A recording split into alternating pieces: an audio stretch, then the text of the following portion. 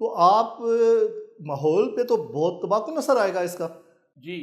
ابھی جو اسلام آباد کا گرین کور ہے، خاص طور پہ شہری علاقوں کا گرین کور، یہ جو آباد سیکٹرز ہیں اسلام آباد میں، اس میں میرے 70% کے قریب یہ درخت ہے۔ یکدم آپ 70% آپ ختم کر یہ سکتے ہیں۔ درخت جس طرح کاٹے جا رہے ہیں اس طرح ماحول تباہ ہو رہا ہے،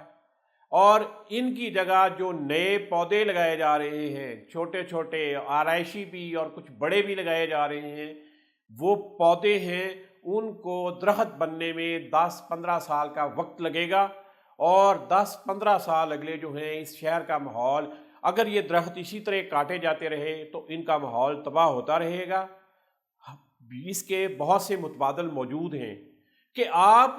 جب پوری دنیا میں درختوں کو ایک جگہ سے اگر کاٹنا یا ہٹانا ناگزیر ہے،